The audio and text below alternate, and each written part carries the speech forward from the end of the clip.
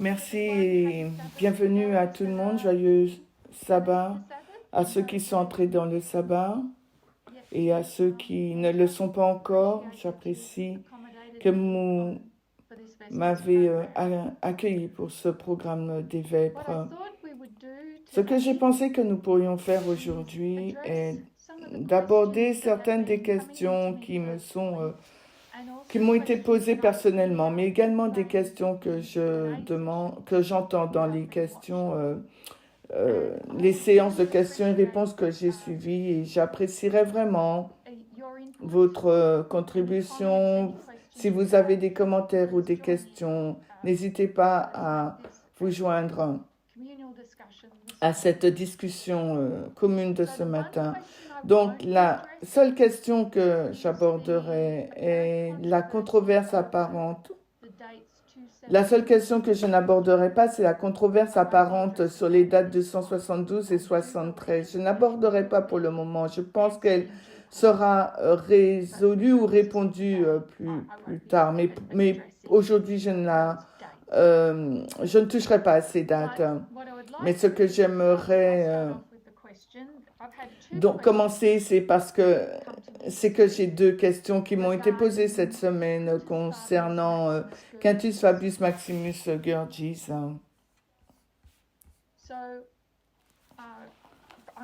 Je peux supposer que selon l'introduction, il y a beaucoup de membres qui n'ont pas pu suivre les différentes présentations. Je suis consciente qu'on a une vie et qu'on est très bousculé. Et si je dis des choses qui ne sont pas familiers, qui ne vous sont pas familiers, n'hésitez pas à m'interrompre. Je pense que tout le monde connaît Quintus Fabius Maximus Gurgis, le symbole que nous reprenons, tiré d'Acte 27, lorsque nous prenons le symbole 273 pour entrer dans l'histoire de 273 et 272 avant Jésus-Christ. 273 avant Jésus-Christ, l'Égypte envoyait des ambassadeurs à Rome. Et en 272 avant Jésus-Christ, donc Rome renvoie des ambassadeurs à l'Égypte. C'est la première fois qu'il y a des relations diplomatiques entre le roi du Nord, entre le roi du Sud et Rome, dans cette histoire. Cette délégation est dirigée par Quintus Fabius Maximus Gurgis. Et la question qui m'a été posée est comment relier la signification du nom Quintus Fabius Maximus Gurgis au parti républicain. Je pense qu'il arrive un moment dans ces études où il est vraiment utile de revenir sur les bases, parce que nous oublions ce qui a été enseigné au début, ce qui est bon pour moi, parce que je vais pouvoir parler de Quintus. Donc,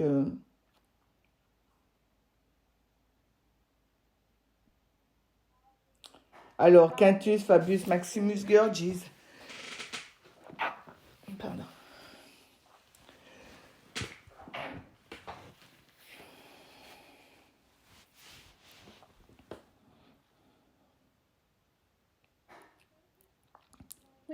Quintus signifie le 5e mois. C'est un symbole qui pointe à juillet. Nous savons que Quintus était dans le calendrier romain comme étant le 5e mois. Lorsque Jules César a ajouté 2 mois à ce calendrier pour en faire un calendrier julien, alors Quintus est devenu le 7e mois, a été renommé juillet. Quintus est un symbole qui pointe à un temps et à une date. Excusez-moi, à une période, ou un temps ou à une année. C'est donc, ça nous dirige dans une direction particulière et à un temps particulier dans l'année. Quintus correspond donc au 5e mois dans le calendrier romain et le 7e mois dans le calendrier julien. s'appelle généralement Quintus si on est né au cours de ce mois. Parfois, on s'appelle Quintus si vous êtes le 5e aussi enfant.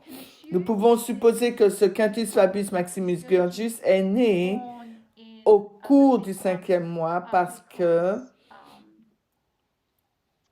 il occupait une position tellement élevée au sein du gouvernement et nous ne connaissons pas d'autres frères et sœurs, donc nous supposons qu'il était le premier-né. Il était donc un représentant littéral de Rome. Nous pouvons dire que Quintus nous pointe dans une période particulière de l'année et Fabius, certains nous indiquent dans l'année 2024 comme étant l'année des élections, mais je pense qu'il est plus juste de dire qu'il nous renvoie au processus électoral qui sera donc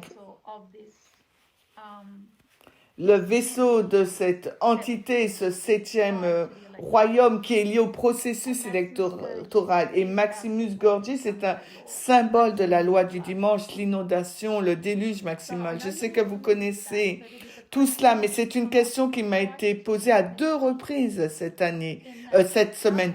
Comment pouvons-nous faire le lien avec Quintus et le Parti républicain? Oui, il renvoie au mois de juillet. Lorsque Quintulis a été remplacé par juillet et que Jules César a ajouté 2 mois au calendrier et que le 5e mois est devenu le 7e mois, car il a également renommé Quintulis en juillet en son honneur envers lui-même en tant que Jules César. Le nom de César est dérivé d'un mot punique qui signifie éléphant, parce que les plus anciens ancêtres de Jules César auraient tué des éléphants lors de la guerre punique.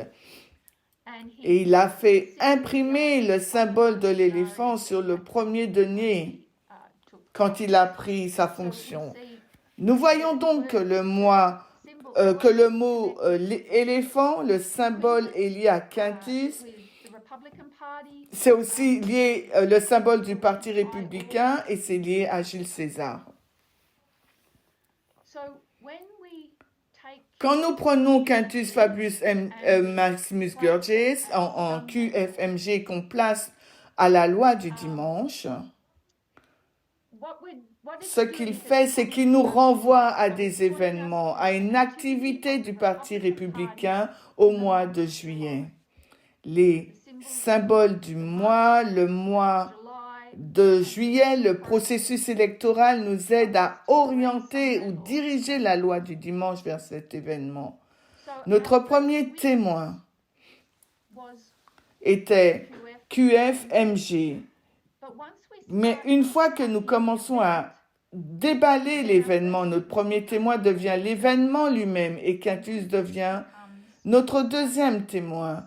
Même s'il était le premier chronologiquement, ce qui est important, c'est ce qui s'est réellement passé. Qu'est-ce que cela signifie?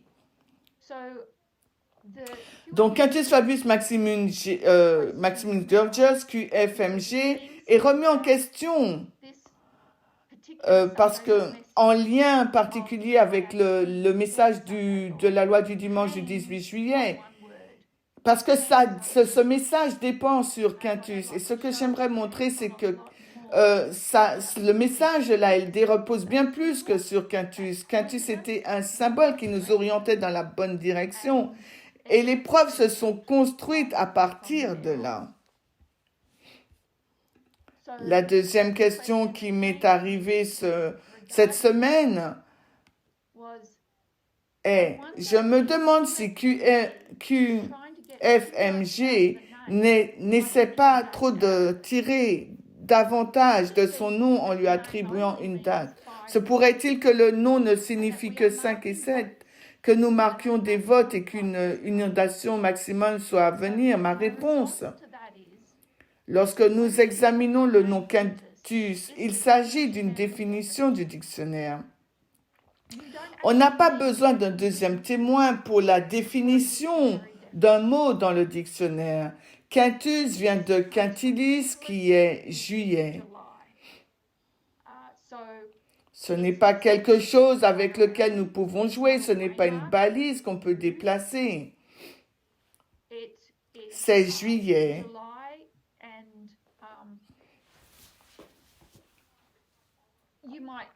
On pourrait dire que ça pourrait être juillet 2023 ou juillet 2025 et faire un cas pour cela. Mais on ne peut pas le déplacer de juillet. C'est sa définition même d'être un mois qui est un endroit dans le temps ou bien dans un mois où il y a 31 jours. Ce qui nous oblige à considérer ce mois. Ensuite, nous pouvons ajouter à cela l'idée que Jules César a changé le nom en juillet et que César est lié aux éléphants. Tous ces symboles sont donc réunis. Mais le quintilis, en lui-même, nous ne faisons pas trop de choses en le transformant en temps parce que quintilis, c'est le temps. C'est sa définition intrinsèque. Alors, est-ce que vous avez des questions ou des commentaires sur Quintus?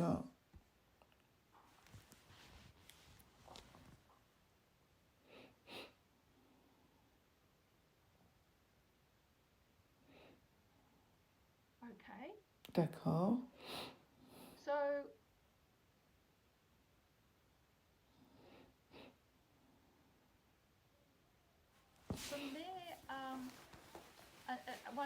Alors, une autre question qui m'a été posée.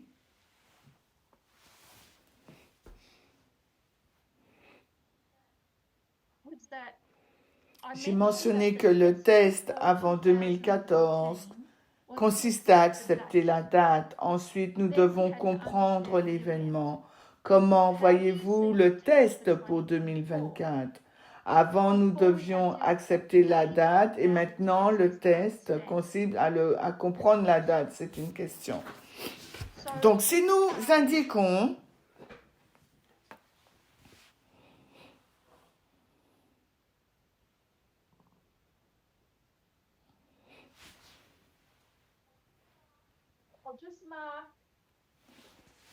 j'ai juste indiqué la loi du dimanche et le 18 juillet 2024.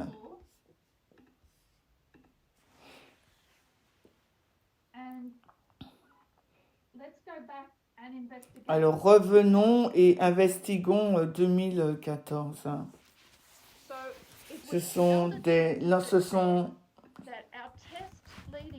C'est l'ancienne thèse qui nous a dit que notre thèse menant à 2014 était d'accepter la date parce que la date a été établie par de nombreux témoins. L'utilisation de la prophétie des 2520 et les dates qui nous ont conduit à 126 qui nous ont donné de 2014.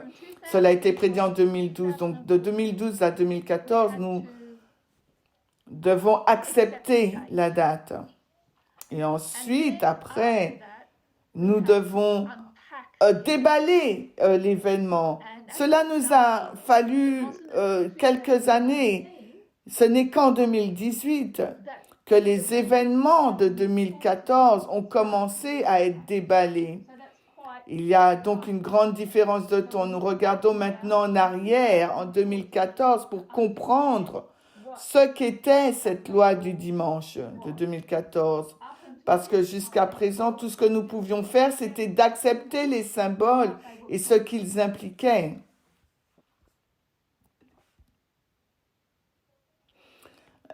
Quand il est question du 18 juillet 2024, je dirais que le test qui nous amène à cette date était encore sur le déballement de la date de 2014.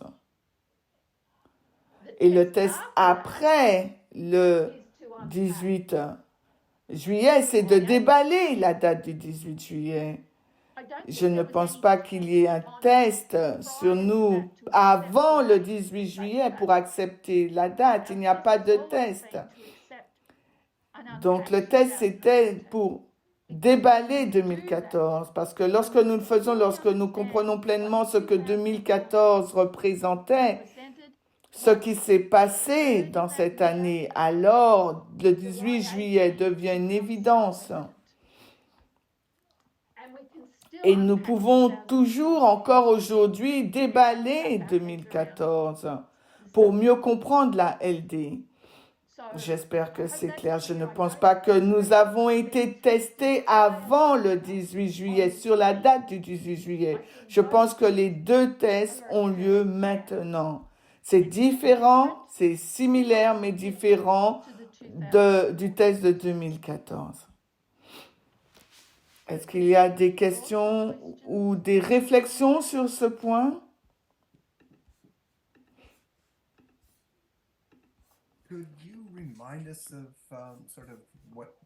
Est-ce que tu peux nous rappeler certains des aspects de 2014? Bien sûr.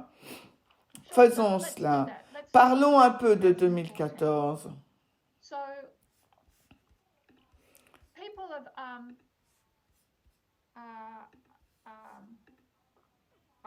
Il m'a été demandé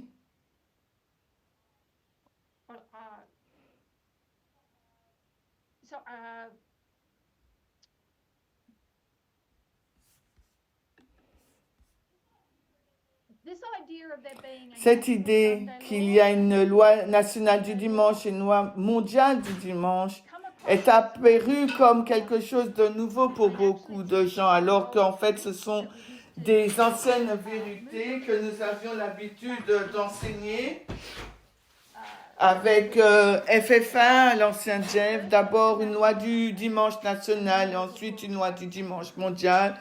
Nous tirons cela de l'histoire de la Rome antique et d'autres témoins également. Et les gens m'ont demandé où est-ce que cela avait été enseigné, et je n'ai pas la possibilité de revenir sur toutes les présentations de FFA et de ce que l'ancien Jeff avait enseigné. C'est un peu mélangé à tout le reste et je n'ai plus ces vidéos. Mais si vous remontez à 2012, si vous allez sur le site du crisdeminute.com, .uk, et que vous regardez la présentation de l'ancien Parmenter de 2012, où il a prédit 2014, cette présentation, nous l'avons en français, vous verrez que sur son tableau, il prédit une loi du dimanche nationale. Donc en 2012, il va utiliser 126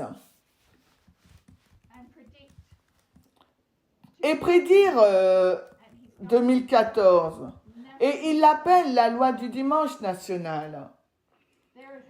Puis il y a une période de 10 ans entre 2014 et 2024. Il s'agit également, 2024, d'une loi du dimanche national. C'est une longue vidéo qui dure 3 heures. Donc, il vous faut regarder cette présentation où il explique la loi du dimanche national, puis il explique la différence entre la loi du dimanche national et mondiale. Donc, pour celles et ceux qui ne connaissent pas cette vidéo, vous pouvez remonter à 2012 et voir ce qu'il va l'enseigner. Lorsqu'il enseignait, il l'a fait comme s'il s'agissait d'une compréhension connue déjà. Ce n'était pas nouveau. Nous savons donc que la loi nationale du dimanche datait en 2014. Ce n'est qu'en 2018 que l'ancienne thèse commence à déballer les événements autour de 2014. Et l'événement principal, nous pouvons donc les numéroter. Le premier événement, c'est la purge du Parti républicain, la purge des modérés du Parti républicain.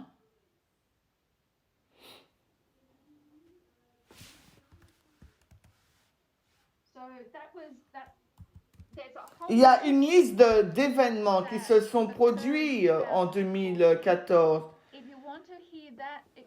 Si vous voulez entendre cette liste et l'expliquer, je pense qu'elle en a énuméré une trentaine. Je pense que c'est la première présentation qu'elle a faite en 2022. Parce qu'à la fin de 2021, tout le monde voulait savoir ce qu'était Panium, voulait qu'elle explique Panium. Donc le 1er janvier 2022, elle dit, vous voulez savoir sur Panium, je vais vous expliquer 2014. Et c'est sur ce que portait cette première présentation en 2022. Et vraiment, ce n'est rien qui n'avait pas été abordé depuis 2018. Mais c'est un joli paquet de 2014. Et en tête de liste, il y a la purge du Parti républicain. Et de mémoire, si quelqu'un pouvait m'aider,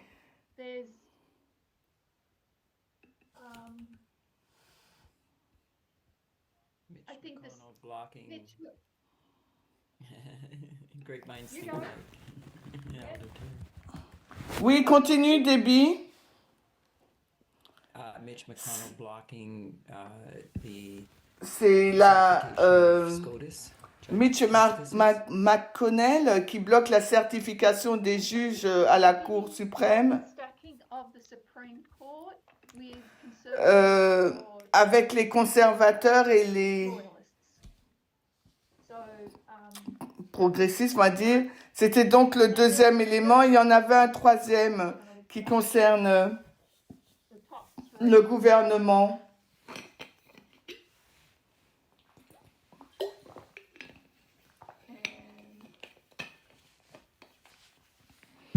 Je teste aussi ma mémoire aussi. Bon, on va aller au quatrième. Il s'agit de Gamergate. Et c'était intéressant, l'ancienne Terry, que tu as ajouté à cet article à la manosphère, la réunion inaugurale. Tu sais comment elle est étroitement liée au Gamergate, toute cette naissance, toute cette culture misogyne. Je ne devrais pas dire naissance parce que ça existait avant. Oui, 2014 est l'année où nous pouvons marquer que les valeurs américaines prennent un changement décidé dans la direction de l'Amérique et de sa relation à ces valeurs.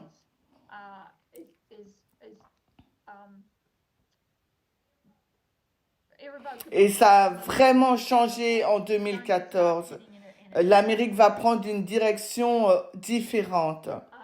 Et comme j'ai dit, il y a au moins 30 autres choses importantes qui se sont produites cette année-là en 2014 et qu'elles peuvent toutes être reliées entre elles.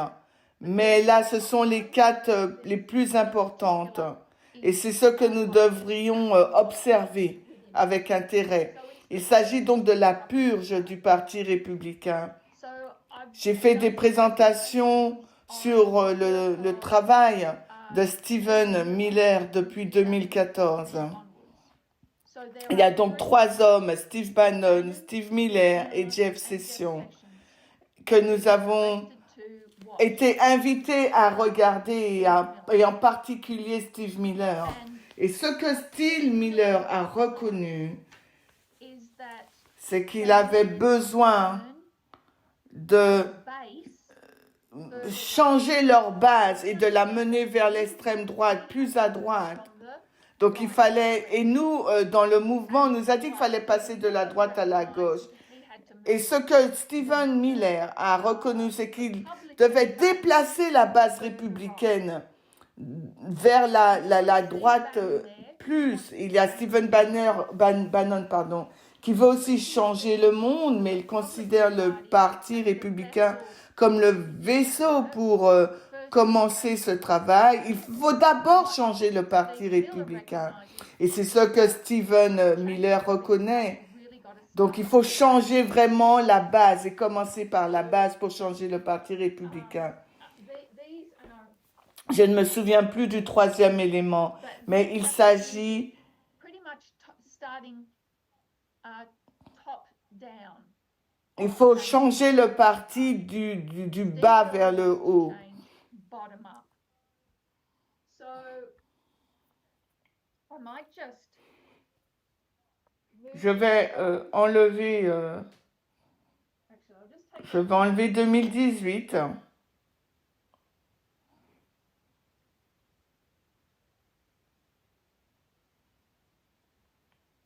I'm gonna et je vais indiquer 2021. 2021, c'est Panium. and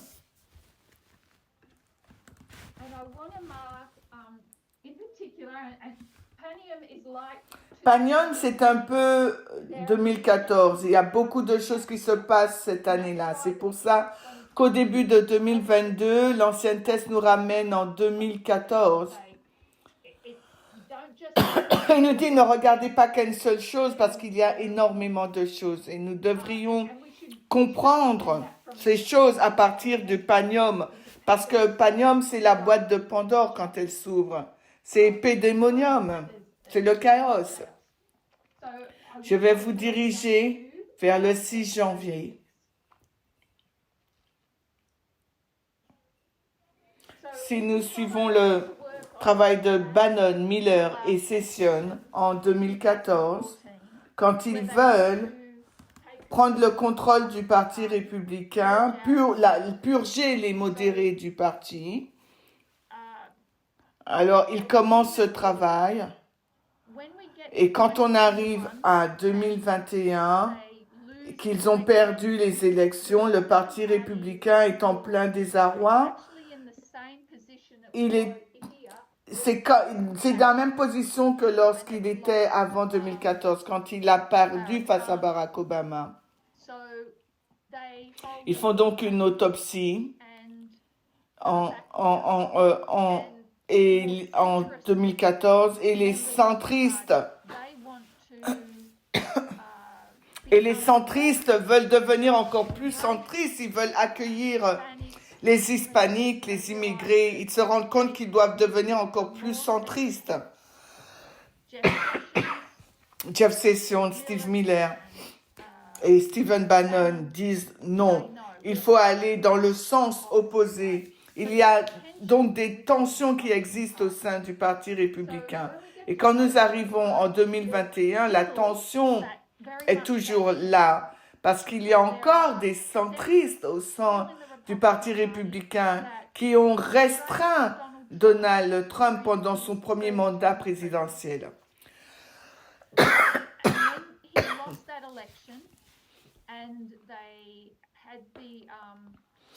Et lorsqu'il a perdu cette élection et qu'il y a eu le décompte des votes le 6 janvier, c'est-à-dire le processus de certification de l'élection qui a lieu le 6 janvier pour dire que Joe Biden avait gagné. Ce sont les centristes qui ont empêché que le coup d'État ne se passe. Donc, dans ce sens, le 6 janvier a été donc une victoire pour la démocratie. Les institutions sont restées fortes. Et le mouvement MAGA, le mouvement de la loi du dimanche au sein du Parti républicain, n'ont pas pu blâmer les institutions. Ce qu'ils ont blâmé, ce sont les centristes de leur propre parti. Le travail qui a commencé en 2014 va donc s'amplifier à partir du 6 janvier. Donc, je suis heureuse que tu en parles, Marie, parce que l'un de nos membres m'a envoyé cette semaine des informations que je ne connaissais pas. C'était très utile. Et merci beaucoup, Russell. Et c'est l'information qu'il m'a envoyée.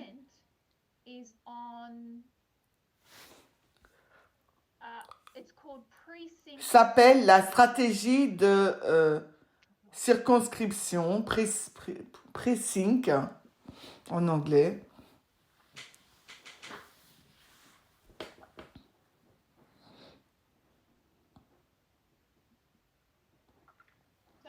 Donc, le 6 janvier était un échec pour Donald Trump et ses supporters. Quelques jours après le 6 janvier, un homme nommé Dan Schultz les ont approchés et il leur a dit qu'il y avait une meilleure façon de prendre le contrôle du Parti républicain que par rapport à ce qu'ils avaient fait jusqu'à présent. Je vais donc vous montrer certains articles.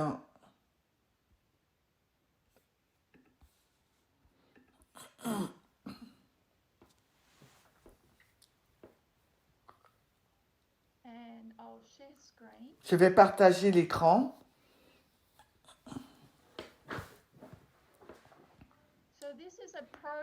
Il s'agit d'un article de ProPublica. Alors, ils en ont écrit plusieurs depuis le 6 janvier. Mais ça nous ramène à un moment où Trump a approuvé ce que le Parti républicain allait entreprendre à partir du 6 janvier. Trump vient d'approuver un plan des Oath Keepers pour prendre le contrôle du Parti républicain. La stratégie des circonscriptions largement prônée par Steve Bannon a déjà incité des milliers de partisans de Trump à occuper des postes locaux au sein du GOP dans le but d'empêcher le vol des élections. L'ancien président Donald Trump a officiellement approuvé un plan créé par un homme qui s'est identifié à la milice Oath Keepers et qui vise à ce que les partisans de Trump consolident le contrôle du Parti républicain. Ce plan, connu sous le nom de Precinct Strategy, a été présenté à plusieurs reprises sur le podcast populaire de Steve Bannon, comme l'a expliqué ProPublica l'année dernière. Il a déjà incité des milliers de personnes à occuper des postes au plus bas de l'échelle du parti. Bien que ces postes soient peu visibles et souvent vacants, ils détiennent des pouvoirs cruciaux.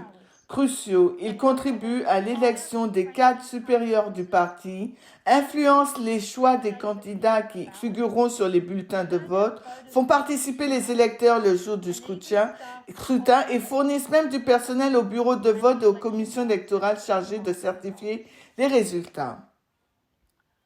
Et ensuite, il dira comment ce que Trump a dit à ce sujet. Je viens d'entendre parler d'un effort incroyable en cours qui renforcera le Parti républicain, a déclaré M. Trump dimanche dans un communiqué envoyé par courriel à ses partisans. Si les membres de notre grand mouvement commencent à s'impliquer, cela signifie que vous deviendrez un membre du comité de votre circonscription électorale. Nous pouvons reprendre notre grand pays à la base. Le courrier de M. Trump mentionne Dan Schultz, un avocat de l'Arizona et responsable local du parti qui a mis au point la stratégie il y a plus de 6 ans. Alors, M. Schultz a passé des années à essayer de promouvoir son plan de recruter des responsables de circonscription en 2014. Il a lancé un appel sur le forum interne de la milice Oath Keepers. Vous pourrez vérifier par vous-même. Nous pouvons noter que la stratégie du precinct ou de circonscription commence en 2014. Dan Schultz de la milice, et c'est la même stratégie que Stephen Miller savait qu'il devait réaliser pour prendre le contrôle de la base. Il voulait prendre le contrôle de la base et la faire avancer. Mais Daniel Schultz, lui, est en train de prendre le contrôle de la base et de l'impliquer au plus bas de l'échelle du républicain. Et ce que l'on m'a fait remarquer, que j'ai trouvé intéressant, c'est que cette stratégie de circonscription est en fait mise en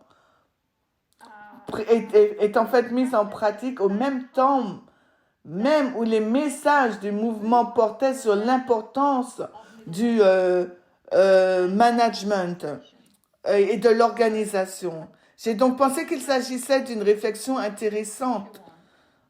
Nous avons deux mouvements. Le mouvement de la loi du dimanche, le mouvement du MAGA et notre mouvement. Et les deux mouvements réalisent l'importance, non seulement de l'organisation, mais l'importance bottom-up in order. de la base pour devenir un succès. So, Sur cette note, um, Elder Terry, donc l'ancienne point Terry, three, le point well, the numéro 3 serait-ce Obi Lobby?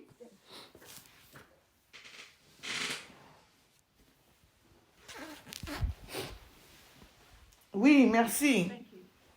Supreme. C'est la décision de la Cour suprême sur la liberté religieuse. That would have a. Et cela aura un effet continu à travers les décisions à venir. Okay, so Donc la stratégie precinct ou de circonscription.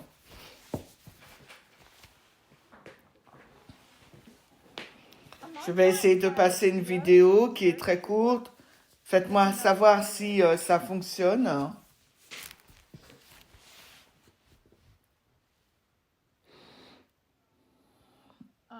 It's not Alors la coming up on vidéo my ne s'affiche screen. pas sur mon Okay, écran. I'm Comment making puis-je sure. m'assurer que vous l'entendez, hein?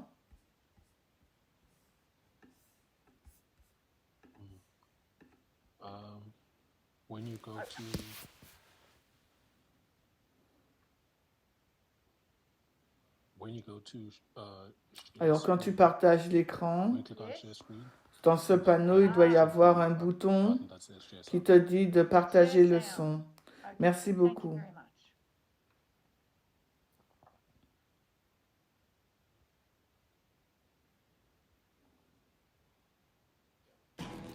Les démocrates mettent en avant un programme marxiste radical, tandis que les faibles républicains laissent faire. Vous sentez-vous impuissant? Voilà la réponse. Le precinct stratégie est une ressource gratuite.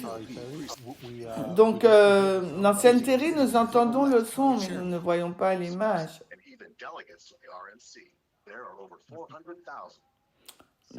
Donc, désolé Tabo, vous ne pouvez pas le voir. Nous entendons le son, mais nous ne pouvons pas voir la vidéo. Lorsqu'on tu fais cliquer le son, tu dois cliquer sur la fenêtre dans laquelle se trouve la vidéo. Est-ce que cela a un sens pour toi?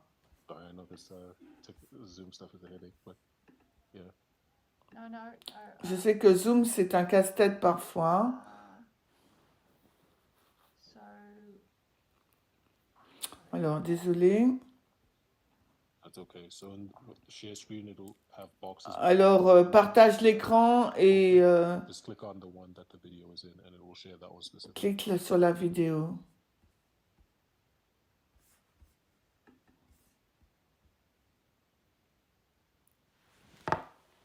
Elder Terry, I think it was embedded in your article. Je crois que c'était intégré dans ton article, la vidéo hein, quand tu l'as diffusée pour la première fois. okay. D'accord. So can Alors, you est-ce que see vous my pouvez voir screen? mon écran maintenant? Oui. Yes, can see it now. So if Donc, I j'ouvre open la the vidéo. Yep. Yeah. can you see Est-ce que vous the- pouvez voir la vidéo? Oui. Yes. Donc, je vais appuyer sur jouer. Les démocrates mettent en avant un programme marxiste radical, tandis que les faibles républicains laissent faire. Est-ce que vous vous sentez impuissant? Vous voulez savoir comment riposter? Voici la réponse. Le pressingstratégie.com est une ressource gratuite qui vous explique comment devenir le représentant local du GOP dans votre circonscription. Les membres du comité participent à l'élection des présidents du comté, des responsables, des délégués de la RNC. Il y a plus de 400 000 sièges de commissionnaires à travers les États-Unis. Mais il est temps de se battre et reprenons notre parti. Vous pouvez faire la différence. Agissez maintenant, soyez un guerrier. Aidez-nous à sauver ce grand pays. Visitez pressingstratégie.com dès maintenant. So, Alors, est-ce que ça a joué? Oui, oui. Yes, it did. okay. Donc, vous avez l'idée. What January 6 got ce sur quoi le 6 janvier leur a permis de se concentrer, c'était sur l'établissement les rhinocéros au sein du parti. Ce travail a commencé en 2014. Ce qui va se passer à partir de 2021, c'est qu'il va s'amplifier ce travail. Il va s'amplifier à partir de la base en impliquant davantage de personnes au plus bas de l'échelle, au niveau des circonscriptions, en remplissant des postes qui sont vacants pour la plupart. Le travail se poursuit donc à partir de 2021 pour s'achever le 18 juillet 2024. Comme le dit la vidéo, en travaillant au niveau des circonscriptions, il contribue à l'élection des délégués qui participeront à la RNC. Il ne s'agit donc pas d'un ruissellement, mais d'un contrôle du Parti républicain par la base.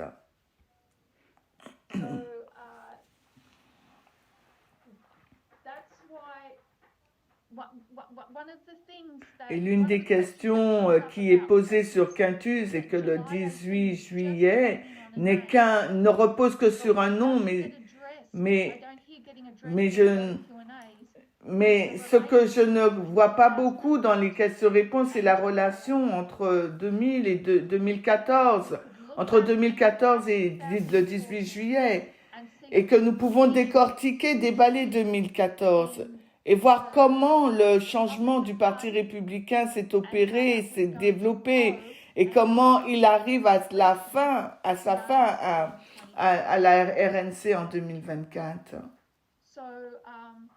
Est-ce que vous avez des réflexions, des questions sur ce sujet?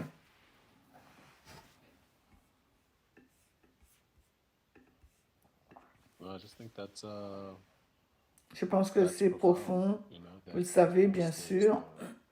Il y a le témoignage qui est donné par le nom. Mais bien sûr, si on revient à 2014, vous avez le droit de pouvoir identifier le travail qui a commencé là et voir l'aboutissement en juillet, ce que nous n'avions pas vu avant. Non, je n'avais pas vu cela auparavant. J'ai suivi et vous avez probablement vu le travail de Stephen Miller pendant cette période. Mais voir le travail de ces groupes de milices, comment ils ont commencé en 2014.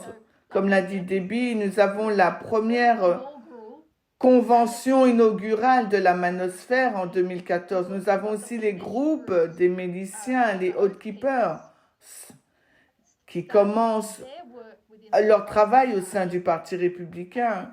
Nous voyons également le travail de Stephen Miller. Il y a donc 3 témoins en 2014 de ce travail. Vous pouvez voir l'importance qu'ils accordent à la prise du contrôle du Parti républicain. C'est le dragon qui commence à s'élever. C'est la bête qui doit être chevauchée.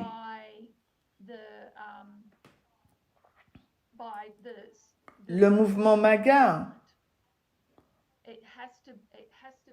Il doit être entièrement contrôlé par le mouvement MAGA d'ici le 18 juillet. On m'a envoyé un autre article que j'ai trouvé très très bon aussi.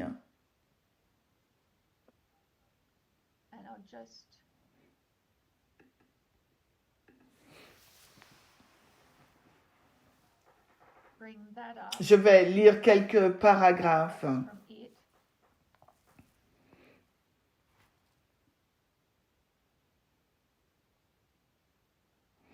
Il s'agit du magazine Esquire Inside,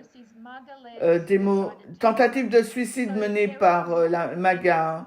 Il s'agit d'un livre d'Isaac Arnsdorf, un journaliste au Washington Post.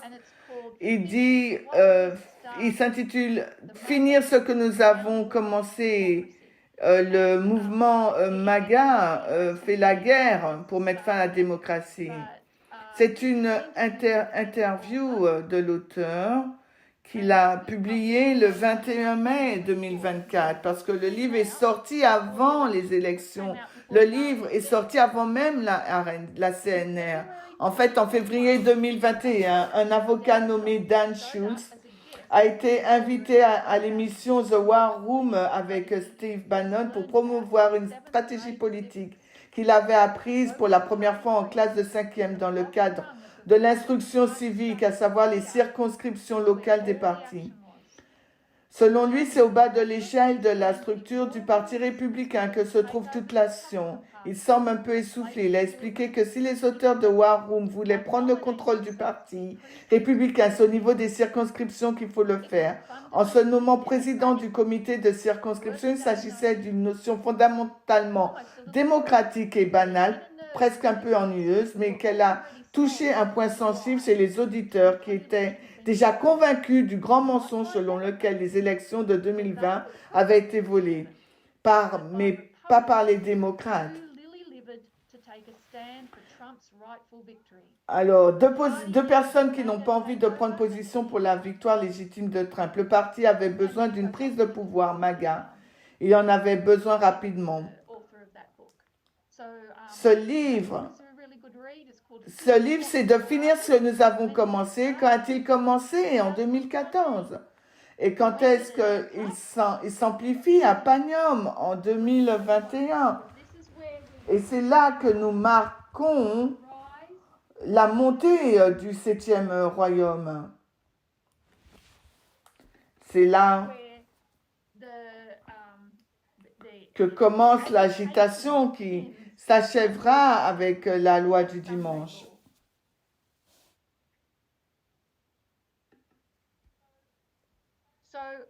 Si on revient à ta question, Murray, je recommanderais, je suis presque sûre que c'est la première étude de 2022 de l'ancienne thèse où elle passera en revue les événements de 2014.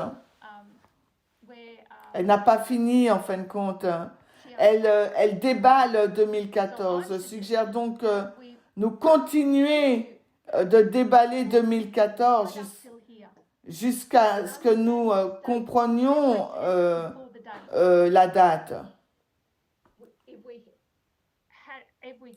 Si nous déballons 2014, plus nous le comprenons, plus nous pouvons voir et reconnaître le 18 juillet. Cela deviendra vraiment évident. C'est pourquoi dans certains arguments contre le 18 juillet, on se contente de dire qu'il ne fait que s'accrocher sur Quintus. Ce qui n'est pas pris en compte dans cet argument, c'est sa relation avec 2014 et cette histoire de 10 ans qui ouvre et termine la loi du dimanche national et la loi du dimanche national 2014-2024. Et encore une fois, pour comprendre la loi du dimanche national, revenez en arrière et regardez 2012. Parminder explique la différence entre les deux.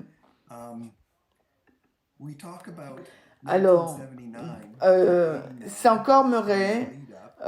Nous parlons de 1979 à 89, c'est 10 ans qui ont possédé la volonté de prendre le contrôle du Parti républicain et le fait d'élire Ronald Reagan.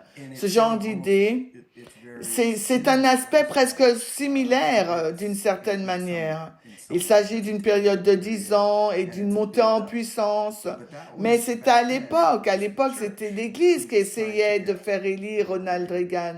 Et maintenant, vous êtes en train de parler du mouvement MAGA, qui est un aspect plus complexe de l'Église, qui représente en fait l'Église. Et quand vous avez commencé à discuter de la date du 18 juillet, vous avez parlé de la triple union. Et est-ce le mouvement MAGA, cette triple union,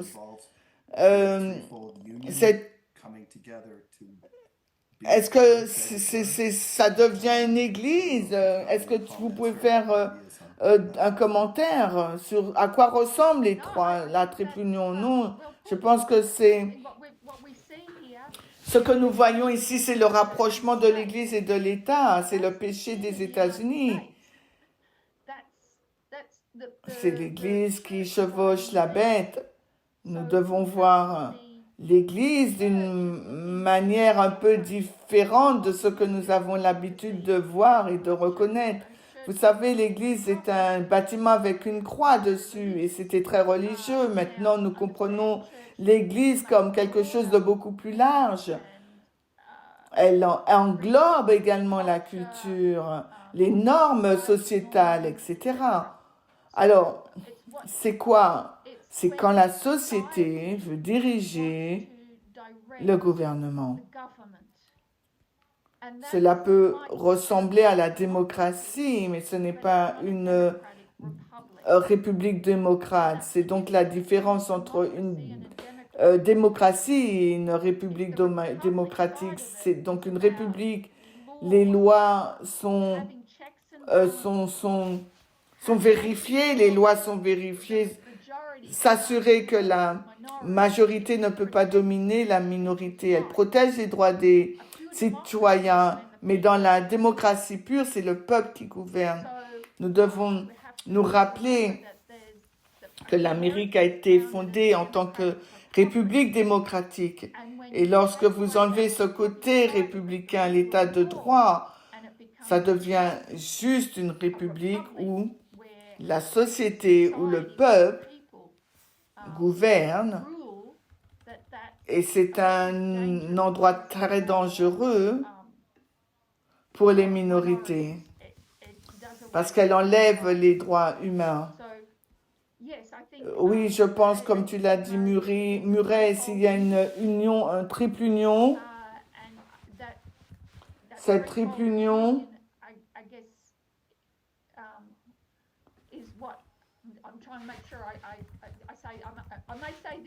je dis ça et je vais peut-être et je peux devoir me corriger plus tard, mais cette triple union constitue MAGA. Donc les droits religieux, le protestantisme, le catholicisme représenté par J.D. Vance, nous avons l'athéisme représenté par le Barstool. Il s'agit d'un vaste groupe aussi. Tous ces éléments constituent MAGA, qui deviennent donc l'Église qui va chevaucher la bête. La bête, elle doit chevaucher le Parti républicain. C'est le conduit, le mécanisme par lequel elle peut prendre le contrôle du pays. Il n'est pas encore au contrôle du pays parce que nous sommes entre les deux lois du dimanche. Le 7e mouvement s'élève, nous marquons donc cette prise du contrôle du pays glorieux, mais elle se poursuit toujours. Il nous faut donc jongler entre les deux périodes de temps, de cette agitation de la loi du dimanche mondiale. Le monde s'agite donc et en même temps le pays glorieux continue à être conquis. Tout n'a pas été fait le 18 juillet. Ils ont juste leur bête pour chevaucher dans cette histoire entre la loi du dimanche national et mondial. Si vous retournez à Rome et à la Rome païenne, entre la loi du dimanche et la bataille d'Actium, il y a une guerre civile. Vous avez l'histoire de Pompée, l'histoire de Jules César. Tous ont été assassinés, puis il y a Marc-Antoine et Octave. Je dirais que tous les quatre représentent Trump et le Trumpisme à un certain niveau. Ils représentent tous Rome. Et tout va se passer entre Daniel 11, verset 16. Donc la bataille d'Actium. Donc nous voyons beaucoup de choses se produire dans cette histoire entre la loi du dimanche national et mondial, ou FTG. Lorsque le parti s'empare du pays glorieux, il reçoit encore des pots de vin, mais il est en train de mourir. No, sorry. The kickback is dying off. Ce que je suis en train de dire, c'est que Winning. le parti est en train de gagner. Donc ils ont gagné le 5 novembre, puis l'inauguration du 20 janvier. Et ça, c'est un autre point. Le 20 janvier 2025, c'était le 18 juillet sous stéroïdes. Et quelqu'un a fait remarquer que je disais que le 20 janvier était une meilleure loi du dimanche que le 18 juillet. Ce n'est pas ce que je disais. Ce n'est pas ce que je voulais dire. Nous attendons à ce que le 7e royaume se lève. Nous attendions à voir le parti républicain s'enhardisse et devienne plus puissant le 20 janvier que le 18 juillet. Et comparer les images entre le 18 juillet à la CNR et le 20 janvier, vous verrez que tous les pro-boys, les potes bros sont là, les tech bros sont là, tous les milliardaires sont là. Si 18 juillet c'était une manosphère, nous pouvons marquer la manosphère en 2014. Le 18 juillet, vous pouvez tous imaginer Hulk Hogan déchirant sa chemise. Descendez, allez au 20 janvier. Il n'y a pas de t-shirt enlevé, ils sont tous en costume cravate. Ça veut dire qu'ils ont réussi là, ils ont tout réussi le 20 janvier. Ce n'est pas une loi du dimanche le 20 juillet. C'est la montée en puissance du 7e royaume qui prend le contrôle. Et je pense que c'est important. Mais ça n'en fait pas une loi du dimanche. Vous ne pouvez pas déplacer Quintus. Quintus est solide. Et j'ai cessé de parler de Quintus parce que j'ai pensé que tout le monde avait compris.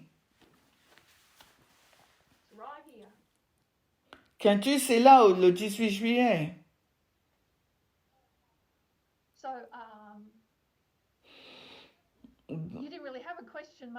Donc tu avais un bon commentaire, Murray. Est-ce que nous sommes sur la même page, longueur d'onde? Oui, j'aime bien la stratégie des circonscriptions qui montre comment l'Église, pour ainsi dire, le mouvement MAGA a pris le contrôle de la base, cette base qui a été impliquée de plus en plus dans la création de la bête qu'elle va chevaucher. Vous savez, c'était la même chose avec les droits des protestants durant la période des 10 ans, 79 à 89. Ils ont obtenu le vote et ils essayaient de l'obtenir.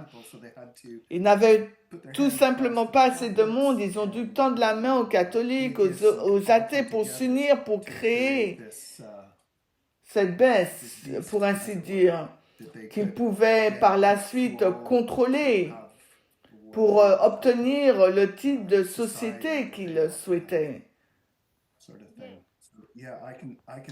Je peux vraiment le voir.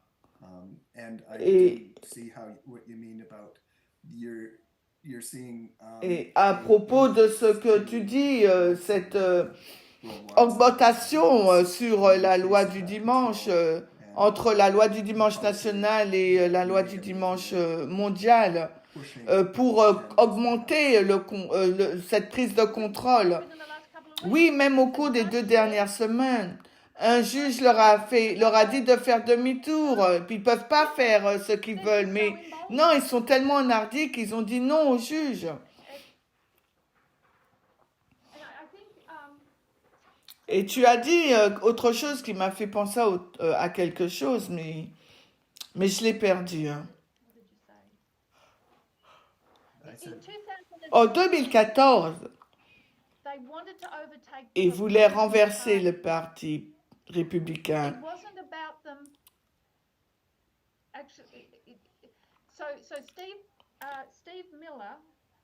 Je vais revenir. L'établissement, les dirigeants du parti républicain, ils voulaient embrasser, accueillir les immigrants, les hispaniques. Ce que Steve Miller a fait, ce qu'ils ont fait, c'est qu'ils les ont accueillis, mais ce qu'ils mais qui les ont emmenés vers la droite.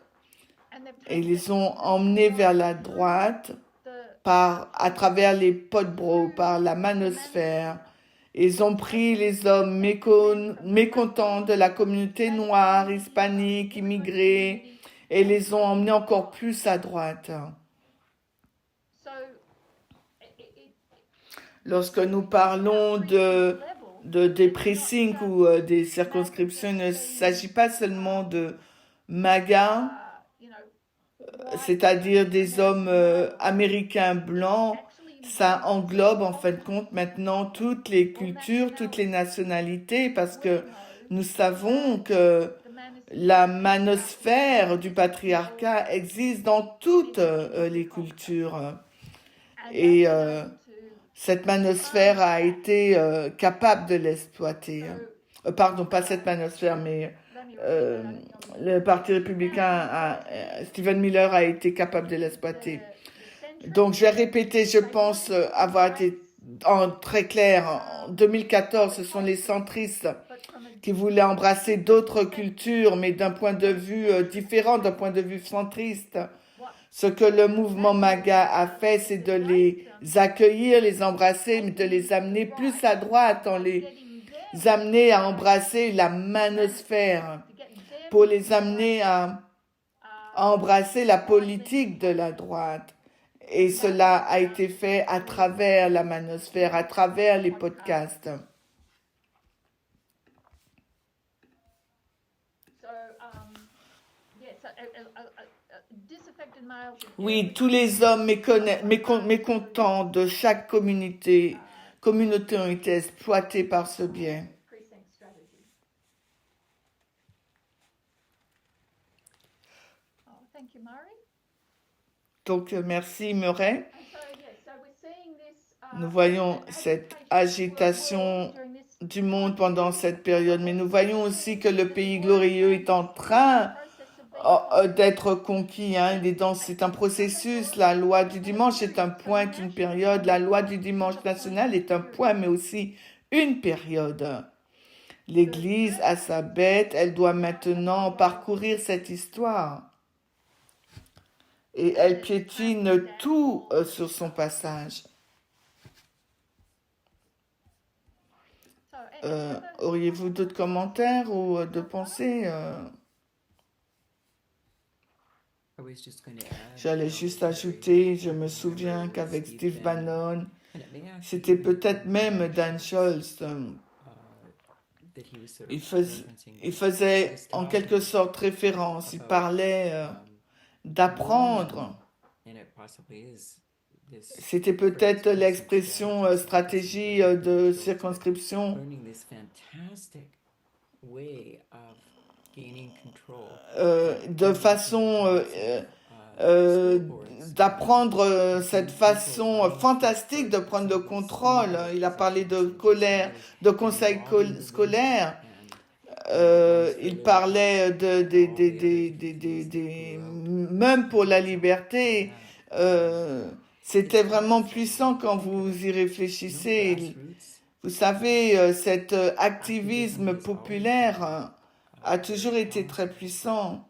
Mais vous savez, c'était une approche des trois, Dan Scholz, Steve Bannon. Et vraiment, ça a marché. Et vous remarquez qu'ils sont tous concentrés sur le parti. Ils ne se concentrent pas sur le pays. Nous devons débarrasser le parti des rhinocéros. Il faut prendre le contrôle du parti. C'est la première étape. C'est l'image que nous sommes censés voir et reconnaître.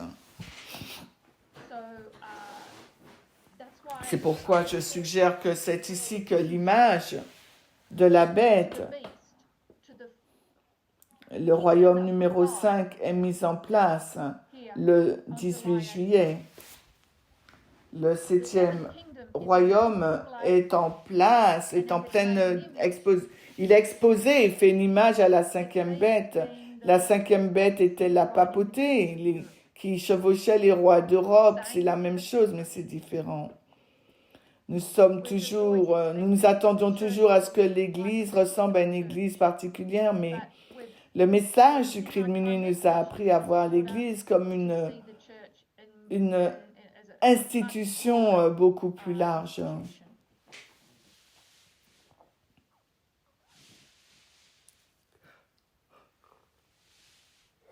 Okay. So,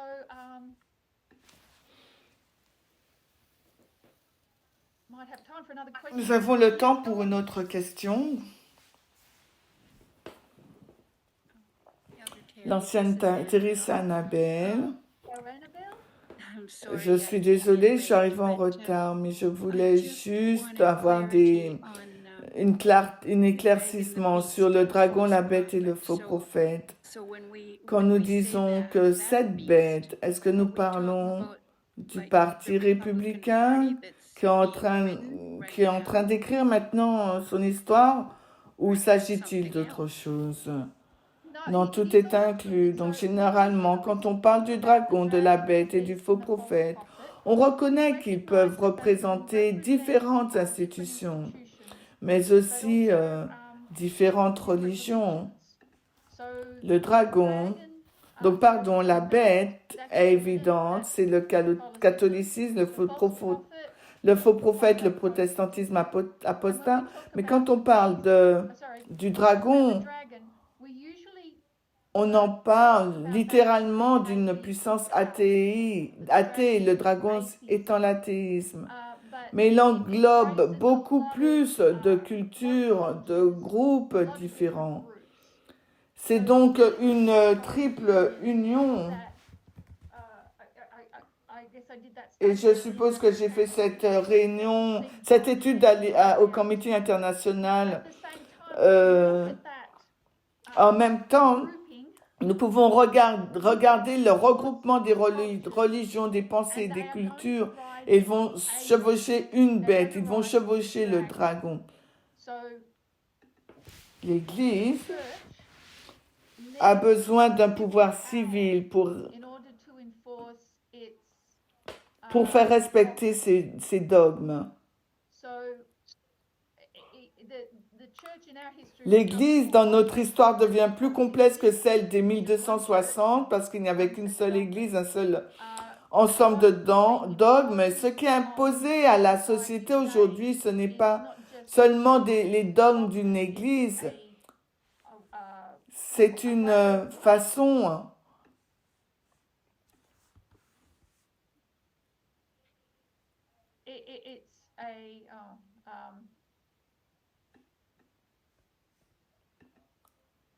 c'est peut-être une culture séparée.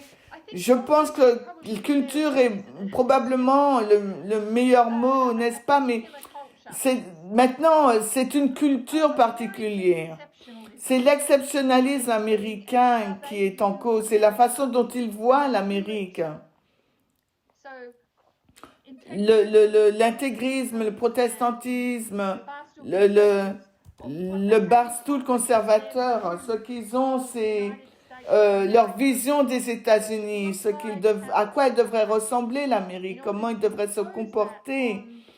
Ils ont besoin d'un pouvoir civil pour diriger, pour contrôler, pour faire ce travail. Nous appelons ce pouvoir civil le dragon. Même si nous reconnaissons que le dragon est également associé à une religion, nous avions l'habitude, comme je l'ai dit, que nous l'associons à l'athéisme, mais c'est beaucoup plus large que l'athéisme. Il englobe tous les ismes, le catholicisme, les protestantismes, tous les autres ismes.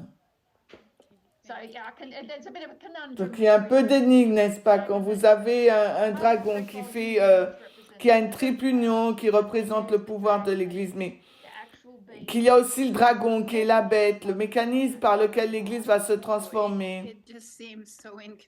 Cela semble incohérent parce que si la bête elle a papoté, alors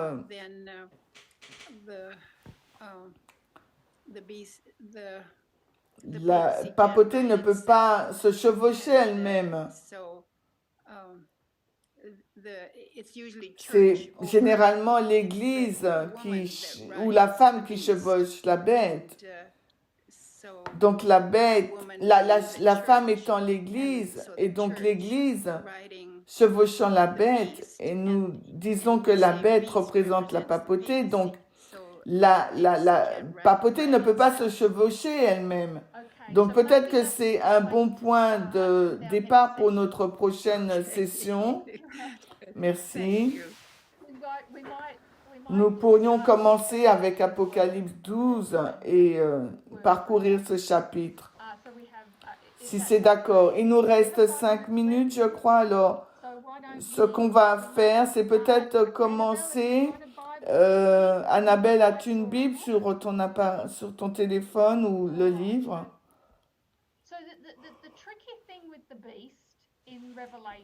Le problème avec la bête d'Apocalypse, c'est que nous devons reconnaître la différence dans les symboles. Parfois, la papauté est simplement une bête et parfois, la papauté est une femme chevauchant la bête. Tout dépend de l'histoire racontée dans un chapitre particulier. Si nous allons dans Daniel, il s'agit d'une corne sur une bête. Nous reconnaissons donc qu'il n'y a que 4 royaumes dans la prophétie biblique: Babylone, Médo-Perse, la Grèce et la Rome. 4 royaumes.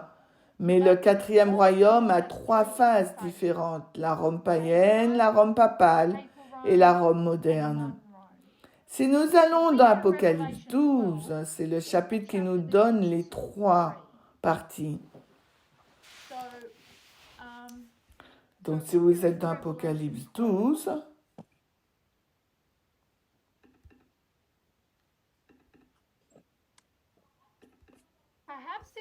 peut-être que quelqu'un pourrait lire le premier verset, Apocalypse 12, 1. Un volontaire. And there appeared a great wonder in heaven, a woman clothed with the sun and the moon under her feet, and upon her head a crown. Apocalypse 12, 1. Un grand prodige apparut dans le ciel, une femme revêtue du soleil et la lune sous ses pieds, sur sa tête une couronne de 12 étoiles. Donc là, il y a vraiment des symboles très laids dans la Bible. La femme et l'Église est représentée par une femme. On peut changer le mot mais ici, là, nous avons Jean qui voit un signe. Ce grand prodige est un signe ou un symbole. Il regarde vers le ciel. Nous savons qu'il y a 3 cieux. Il y a le ciel où se trouvent nos nuages, notre atmosphère. Il y a le 2e ciel où se trouvent le soleil, la lune et les étoiles. Puis il y a le 3e ciel où Dieu vit. Donc, où regarde-t-il? Il regarde dans le 2e ciel. Parce qu'il y a le soleil, la lune et les étoiles. Et que voit-il? Donc, il voit le 2e ciel, il voit un symbole d'une église.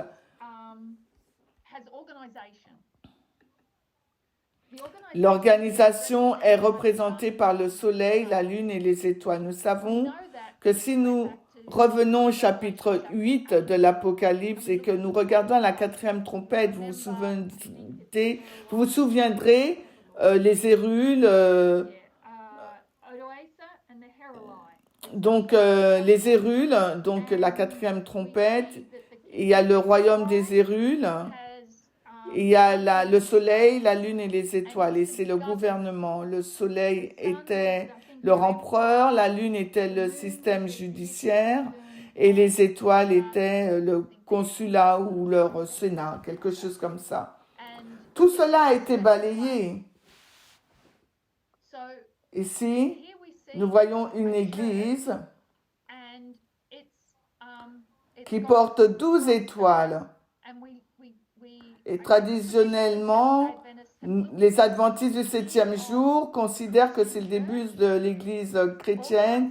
son organisation, les 12 disciples, l'organisation de l'Église chrétienne. The Christian church L'Église chrétienne a un bébé, and l'accouchement est douloureux, mais le bébé sort. Et qui est prêt à tuer le bébé? C'est le dragon. the dragon. De nouveau, il y a un autre signe ou un symbole dans le deuxième ciel. C'est un grand dragon rouge. Il a 7 têtes et 10 cornes. Et au verset 4, la queue de ce dragon va attirer un tiers des étoiles du ciel et les jeter sur la terre. Il ne s'agit pas des étoiles qui se trouvent sur l'église, ce sont d'autres étoiles qui se trouvent dans le deuxième ciel. Car c'est la transition entre l'Israël ancien et le nouvel Israël spirituel, l'Église chrétienne. Et ce que fait la Rome païenne, c'est qu'elle enlève un tiers de l'organisation de l'Israël ancien. L'Église, avant l'Église chrétienne, nous avons 2 églises en même temps, consécutivement. Nous avons l'Église chrétienne et nous avons l'Église juive.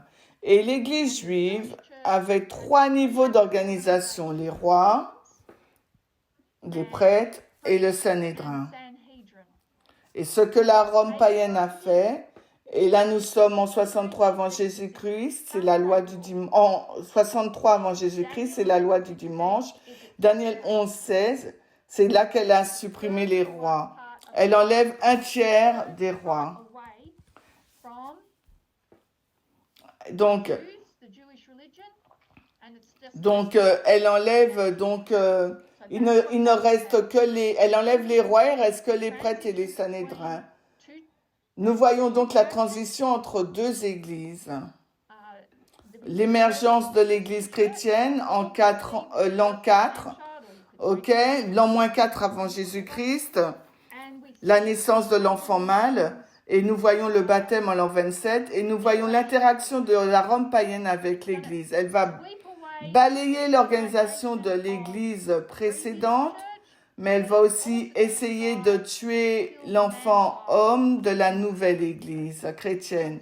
Nous nous arrêterons ici par manque de temps et nous reviendrons et nous allons essayer de suivre cette église et ce dragon tout le long du chapitre 12 d'Apocalypse. Nous allons revenir et nous terminons par une prière.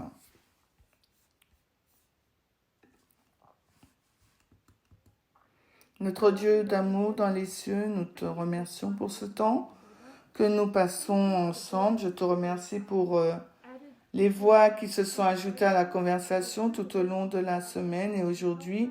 Cela nous aide à apporter plus de clarté. Il ne peut y avoir qu'une seule voix. Tu sais que lorsque nous observons le mouvement de la contrefaçon, nous constatons que c'est un management intermédiaire qui est à l'origine. Alors, pour le mouvement, aide-nous à comprendre ce que cela signifie pour nous. Et alors que nous faisons une pause, aide-nous à nous détendre notre esprit, notre corps et à revenir frais et dispo. Nous te redemandons ces choses au nom de Jésus. Amen.